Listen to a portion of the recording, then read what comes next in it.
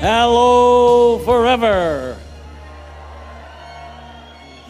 Aloha and welcome to Hawaii. Are you having a great time? Isn't it wonderful to see all these wonderful distributors who have worked so hard for this last year to earn the trip here, to receive these great bonus checks. The chairman's checks are wonderful. You want to see more of them? Okay, well, don't go to sleep. Don't leave the building because we got more checks today, and make sure you're back here tomorrow because they keep getting bigger and bigger and bigger. You know, I think we all have to be so thankful to God for all of the many blessings that we have and the opportunities in forever. And this trip, this week, we ought to be thankful for the sun and the warmth that we get from it. And we need to be thankful for the full moon. Did you notice this week we have a complete big full moon? Wow, is that exciting? And sure fun to be out on the beach playing in a full moon, isn't it?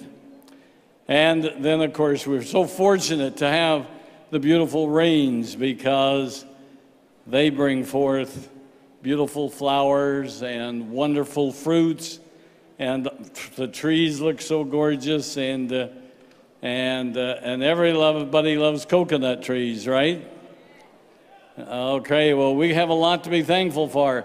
You know, I heard so many people say that they took 30 hours to arrive by airplane to attend the rally, and they thought it was a long, long time.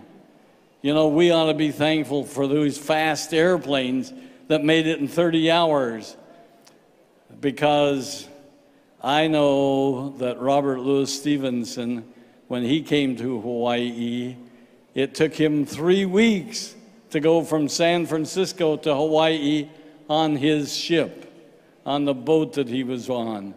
And when he went to Auckland, New Zealand, or to Sydney, it usually took maybe 3 months for him to get there. And, you know, mail only arrived by the boat. And I have to tell you that when I was in Samoa, the boat only came once a month. And so you can bet we were there to see if somebody still remembered us.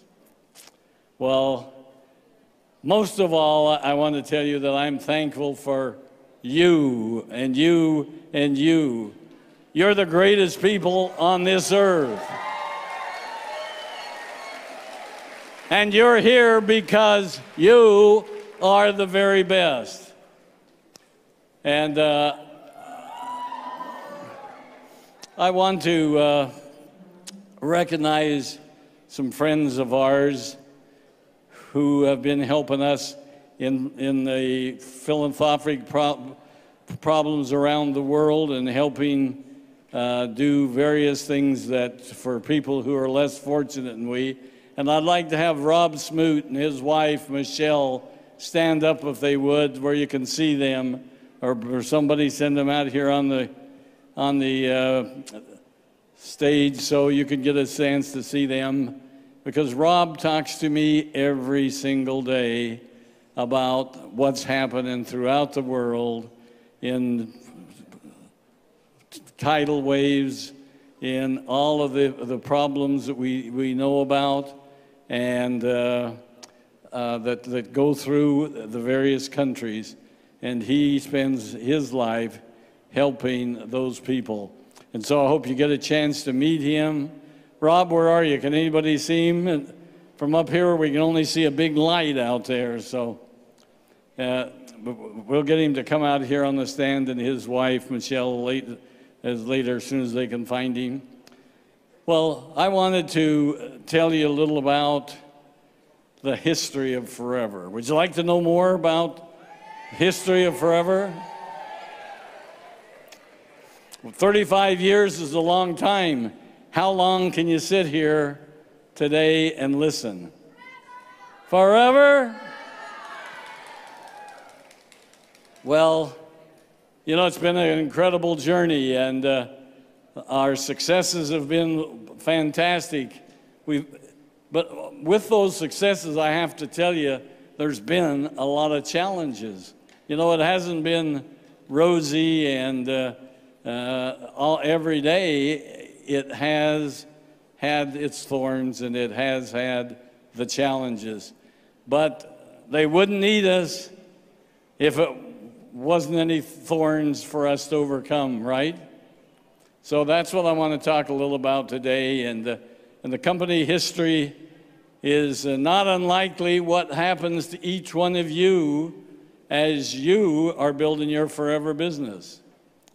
Let me tell you a little about forever. I won't tell you the whole thing.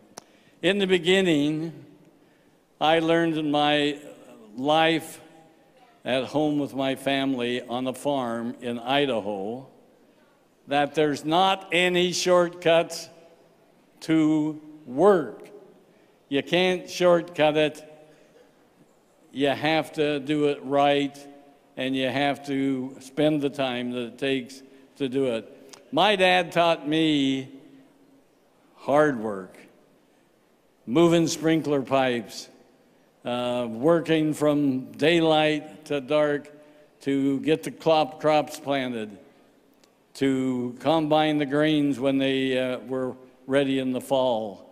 And I actually was able to get 2 weeks out of school every spring and every fall, 2 weeks, to be able to help with the crops, because the family needed to have the crops brought in so they could sell them and have money.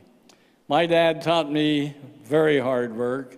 He always said that a lean purse is easier to cure than endure. And I'm going to tell you what that means a little. It means that if you don't like not having money to be able to buy things, the way to solve that is go work, go do whatever you can do to earn money so that you don't have to be poor. And that goes for every one of us. And I'm sure every one of you can say that when you were growing up, that you had that same challenge, the same problems.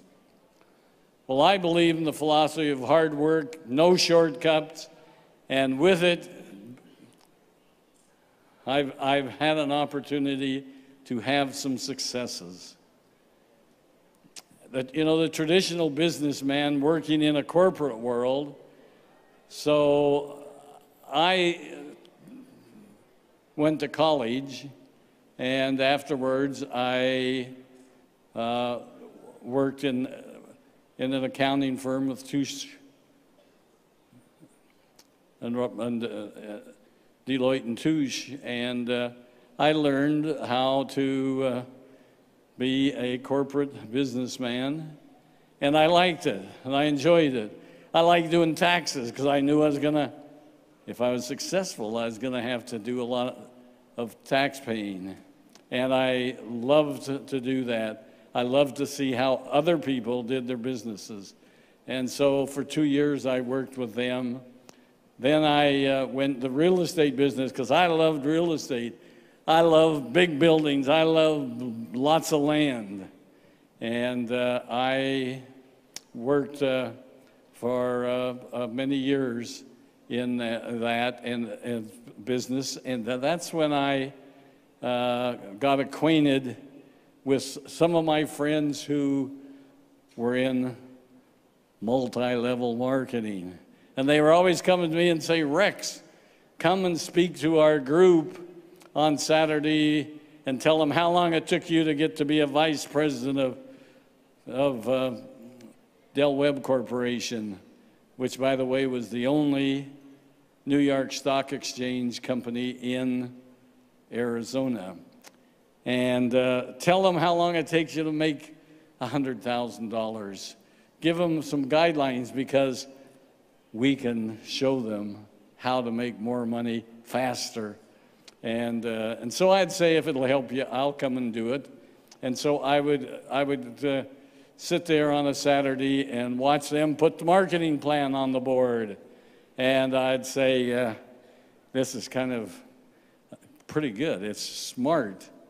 It's smart marketing. It's smart helping people. And if the numbers are true, they're going to make a lot more money than I do. And so I started researching the marketing plans that were in existence at that time, and I said, I can do it better. I can do it so people make more money over a period of time, because I know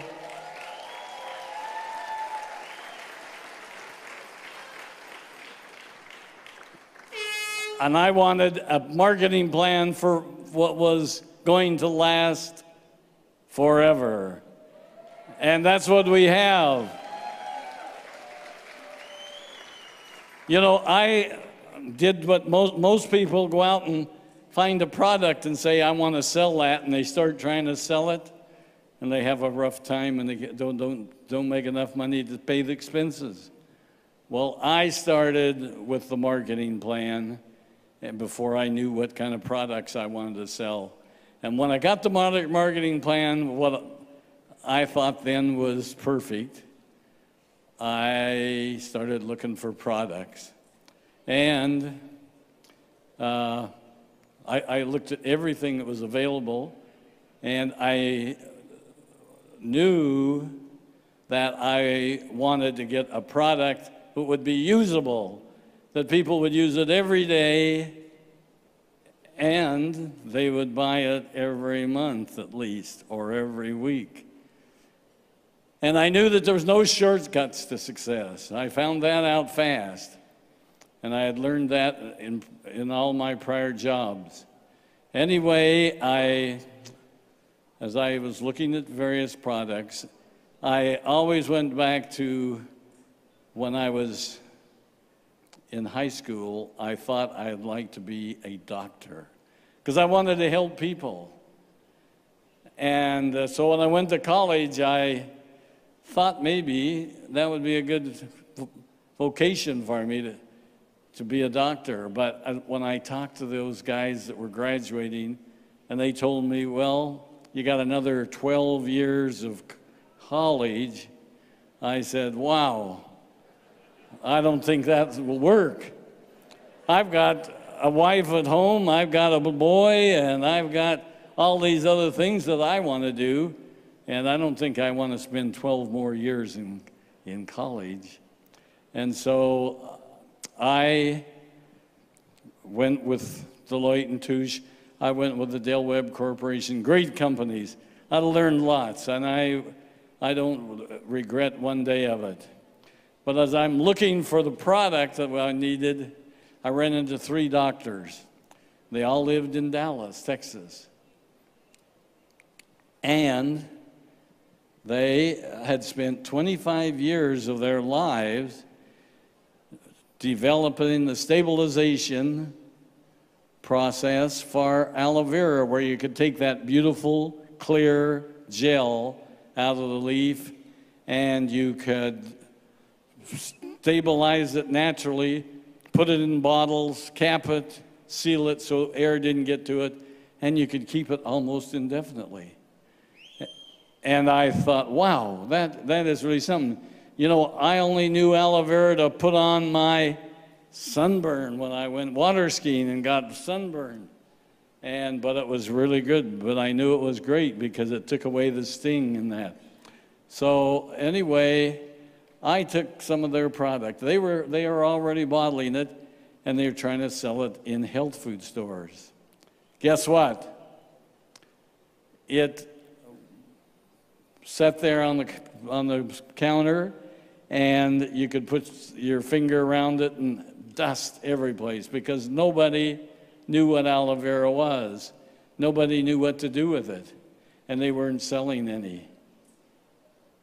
And you know, when I told the people at my company at Dale Webb that I was going to sell aloe vera, they said, "Aloe who?" They never even heard of it. Nobody, no wife, no mother had an aloe vera plant in their kitchen. Like today, everybody knows aloe vera all around the world. And so we were very fortunate that I said, give me some of that product to try and I'll take it to people who have ailments. And everybody that drank aloe vera said, hey, I feel better. The pains in my stomach are gone. My tennis elbow is working now. Everybody was happy with it. And so we started with just 3 products.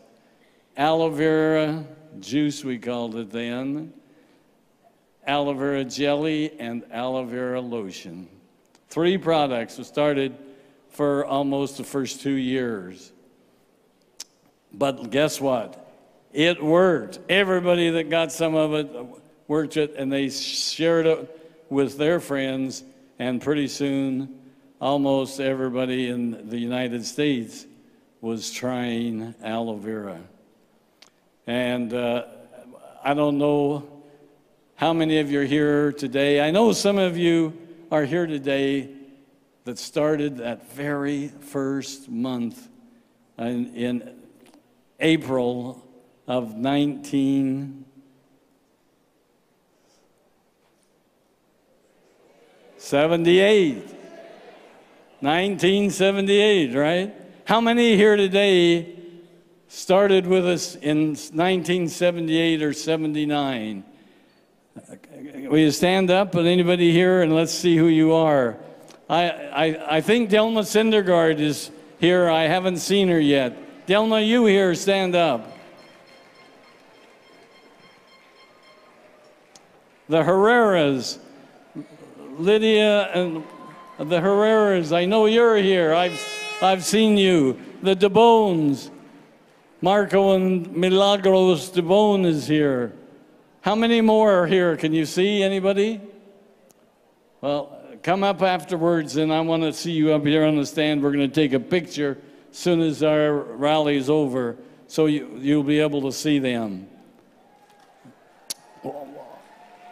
Well, in the early years, we leased an office in Phoenix, Arizona, where I had the real estate company that I was working with, and it had a small office where we put 3 desks, 1 typewriter, and 1 telephone line.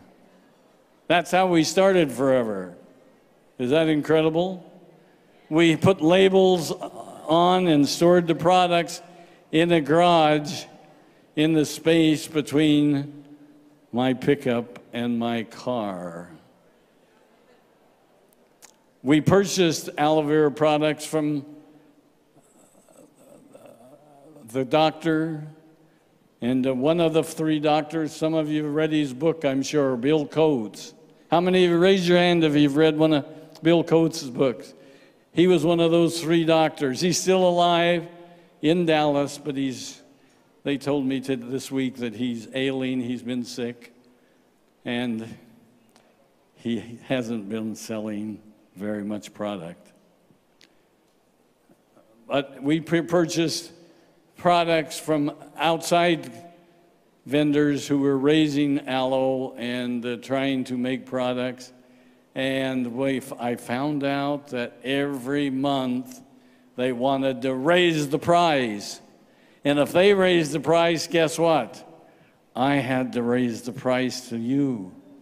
And that wasn't a very good thing. And so I went down to South Texas and looked over the aloe vera plantations, and there was only about 6 parcels of land growing aloe vera.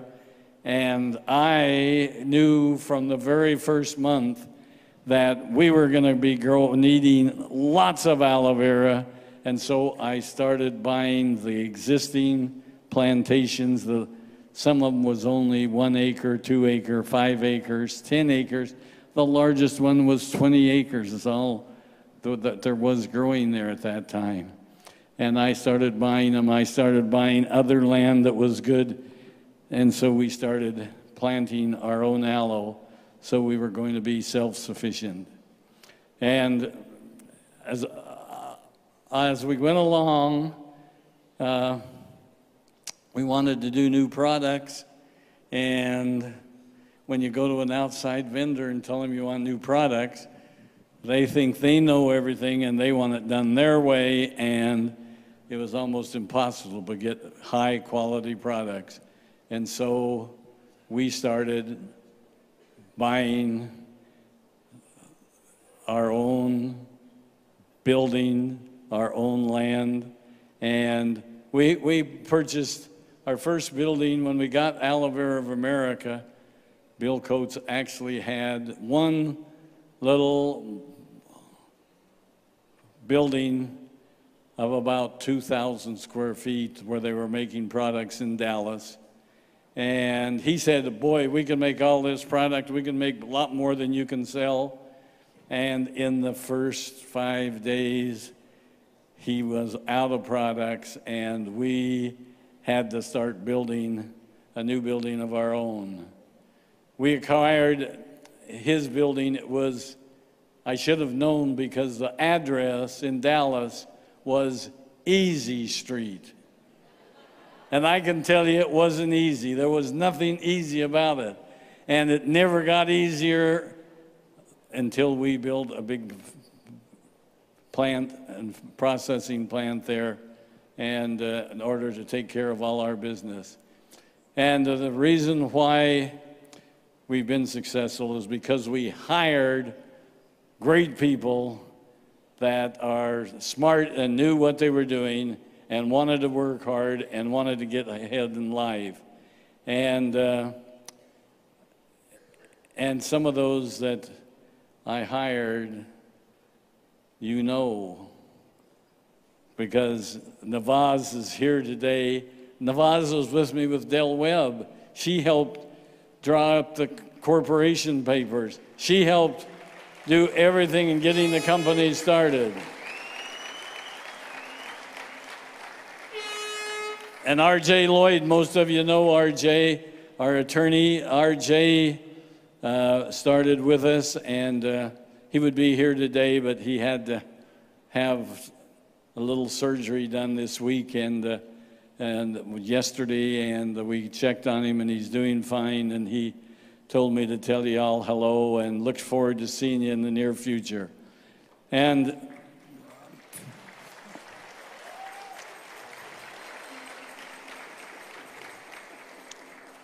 you know who else was with us when we started?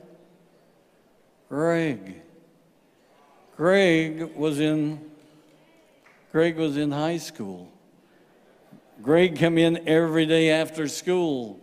You know where Greg started? Greg started out in the warehouse. He did everything for every job, every direction. When he learned how to take care of the products, make sure they got to the distributors, shipping everything that was happening, and then they moved him up to accounting. He went through every job in accounting so he would know how to do it. Pretty soon he actually graduated from high school, working part-time forever. And then he went to college. He went to Argentina for 2 years on a mission. He did everything that we needed him to do. He was a gopher for his first 10 years of his life, I think. And sometimes he still thinks he's a gopher, but you know different. You know he is really great and brilliant, and we're glad we got him. We're glad he's got all that background. We're glad he's the smartest guy in the building here. When we have problems, we go to Greg and ask him. You know, we had our first receptionist that Navaz interviewed, Judy, our receptionist still today is with us, and she was Girl Friday. She did everything else that Navaz didn't do. And and we have long-term people. We've given her a 30-year pin already, 30 years. Is that great?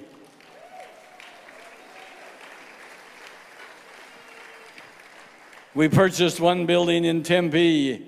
We had to get out of that little one-man office, three-man office. Only 3 people could be in at one time. And we bought a building in Tempe. And when we bought it and moved in, guess what? We found out it was too small. And so we had to rent some more space in the building next door. And then we kept growing. We were growing so fast that we were just hoping that we were shipping aloe vera and not honey or something else. But we then purchased another building in Tempe that was 5 times larger than the first one. And guess what? After 2 years, we found out it was too small. It's just like all the offices in all your countries. Every office we've ever had and rented or purchased, within a year or two, it's too small. Because you're doing such a great job in expanding, bringing new friends in, and we like that. And so if you haven't had a new office, a new expansion, a new addition, maybe you're not doing the program right. Remember, this is a fun business, and if you're not having fun, you might be doing something wrong, right? Okay, so if you listen to everything that you're told this week, you'll be doing the business right. Well, in 1982, we purchased Robeson Honey Bee Products, and that really expanded everything. We were now selling pollen, we were selling propolis, we were selling royal jelly, we were selling honey, and we had bees going every place. We had all the bees in Arizona going up to Grand Canyon, collecting all of the honey and all of the pollen that they could get. And it didn't take us very long to find out that we now we are buying pollen and propolis from all over the world, and honey from all over the world, and from China to Spain, and you're selling the products that are really the very finest. They are giving people better health, which is really good. Our international expansion started into Canada in 1980, Malaysia in 1982, in Japan in 1983. Sales, yeah, listen to those guys, and you know, but Japan was a major undertaking, and it wasn't easy at first. You know, it was like 5 years before we really got going good in there, and we worked very hard at it. Some of the people in our office ask, why would you keep pouring money into Japan to expand and to do all these things when they doesn't make a profit? Well, I told them, don't you worry. There is great potential in Japan, and Mr. Lloyd believed in it, and Mr. Jin Yamagata, Mr. Hiro Sugisawa, and Mr. Rek Toma in Japan, they believed that it would grow too, and they believed in the products and they used them. And we have done very, very well in Japan, as you know, and Japan is growing, just so all of you know that, and especially you guys down there in South America. Yeah, you know that for many years they were #1 seller in the world, in the countries around the world, and that you better keep growing, or somebody's going to be knocking at your door and coming up behind you. And we encourage them and know that they're doing a great job. And Greg has been, our president has been put on our executive team in Japan and helping them. And we are very excited about what's happening there. We moved to our current building from Tempe. We moved to Scottsdale, Arizona in 1997. And we were in a building too small, of course. We had to put people in other buildings because we didn't have enough room for them. And so I've been looking at all the buildings around, and lo and behold, one of the banks consolidated, sold out to Wells Fargo, and their main building was available. And so we negotiated with them. We were able to buy the building, and the great thing about it, it was the bank that we had been using for our resorts, and we had a couple of loans with them on resorts over in Las Vegas on the Lake Mead, and they called us up one day and said, hey, we've got too many loans out. The government's telling us we've got to get rid of some of the loans, and so we're calling all our loans in, and we're going to call your loans, and you're going to have to pay it off. And we went down and sat down with them and said, hey, we've had loans with you on our resorts now for some almost 10 years, and we've paid every month, every quarter, every year. We've made the payments, never missed a one. And they said, we're sorry, we can't do it. So we kind of stomped out of the bank and said, well, tough luck. We'll go to somebody else. We did. We then went back to them the day after we bought our new building in Scottsdale, Arizona, and we walked into the president of the bank and we said, we're your new landlord. We're here to tell you that you're going to do business our way. And all the desks, all the pencils, everything here is ours. You're just renting it. So it was very fun for us. It was very fun to be able to do that. And so at that time I said, I don't want any loans. I don't want any more debt. And if we can't pay cash for it, we don't want to buy it. And so that's the way we've been ever since that time.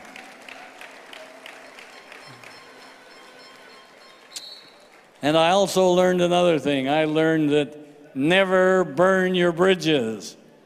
Always be careful of how you treat other people on the way up, because you'll probably meet them again on the way down. And so that was a good one for us. 1998, we're still growing and expanding into all the countries. and our sales topped $1 billion at that time. We continued to build our executives group and our worldwide leadership team that you guys know. And one thing we learned, that successful business is never a one-man operation. And especially in forever, you need to work together as a team. You need to help each other. You need to encourage each other, because sometimes it just gets downright hard to keep going every day with all of the people throwing things at you. Today, we have a new 280,000 square foot facility in Ava, in Dallas, and Monaloevera of America. When I say Ava, is Monaloevera of America, who makes our products.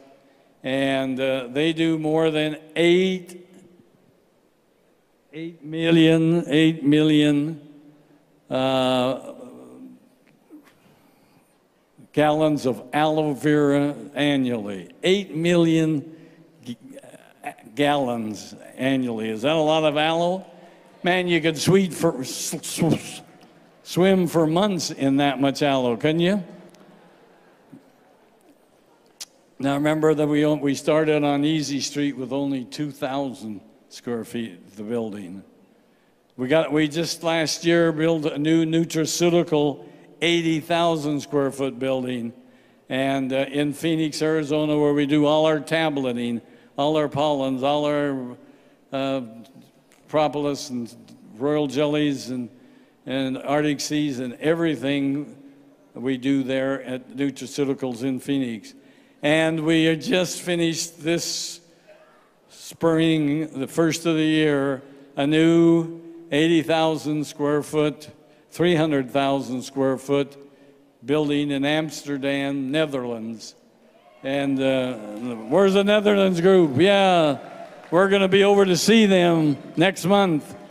Maybe in about 2 weeks, we're going to have the grand opening in Netherlands for our new beautiful building, and it is fantastic, and it's state-of-the-art. Everything is automatic, like we have in Dallas, where the robots are doing everything, and the people are just watching them to make sure they don't get out of line.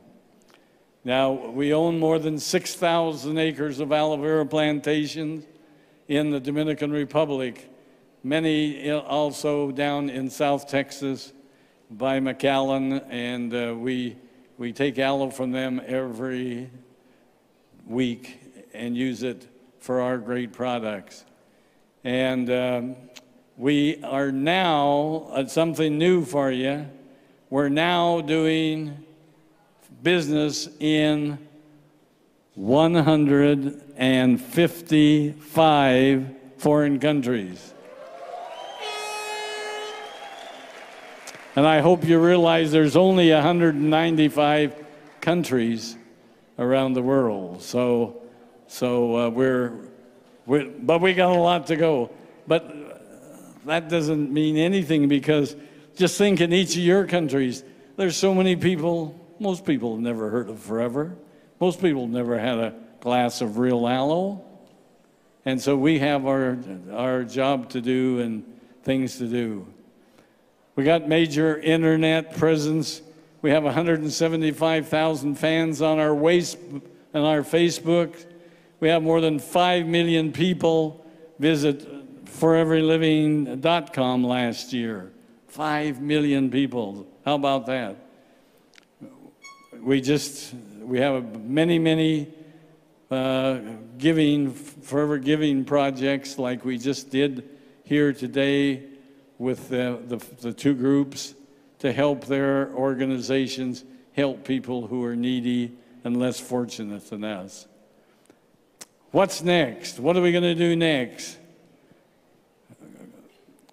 We got new people like Greg involved to take us to the maximum, to be first in line with all the great things. Our Eagle Manager program is building our next generation of distributors' leadership, our future 20K distributors. We're going to continue to create the world's greatest products, new products. You like our new products? We're going to continue to expand into new countries as the opportunities present them. A lot of those other countries that we're not in, you know, they have some bad eggs there, and they have a lot of wars and rumors of wars are going on. And so we don't want our distributors to be involved in those. But we'll be there soon. And so we're going to continue this year to help you get into all of the people, get the products to all the people in your countries, wherever they might live, even the smaller cities and towns. Well, the key lessons I've learned that over these last 35 years is that you got to sponsor and work with the best people. People that are so negative that they don't want to listen and they don't want to do what you ask them. Don't waste your time with them. Someday they'll change.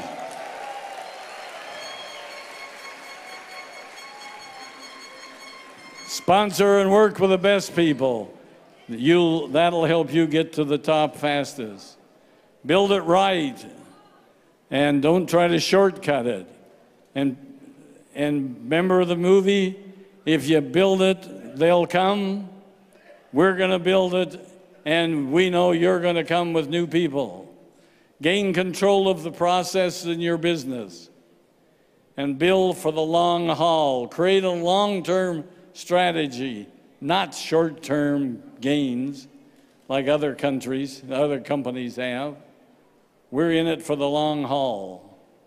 And most importantly, smile. Remember what Greg told us? Smile, smile. Attitude is everything. Positive thinking is contagious. Be a positive thinker, and people will want to be a part of you if you make it fun. Remember, our business is a fun business. Wear your pins. And remember I told you about Lays, how they're so important in Hawaii, in Samoa, in all the other countries in the Pacific, and other countries around the world use Lays. Wear them with pride. Make sure you take them home and tell people, tell all your downline people what a Lay's about, what the people do. It helps them be together. It helps them work together because they're all wearing the same Lay, and they all are shooting for the same pins.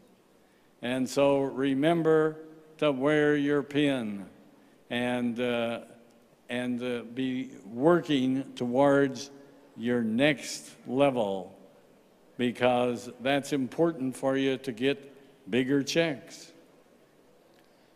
Well, remember that I've told you 100,000 times, the power of forever is the power of love. I love you all.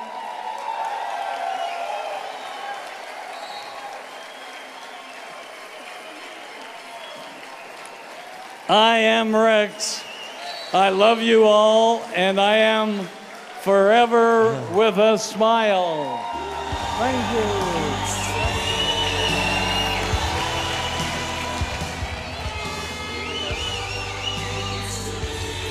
Rex, thank you so much. Please welcome to the stage, Miss Ruth Maughan.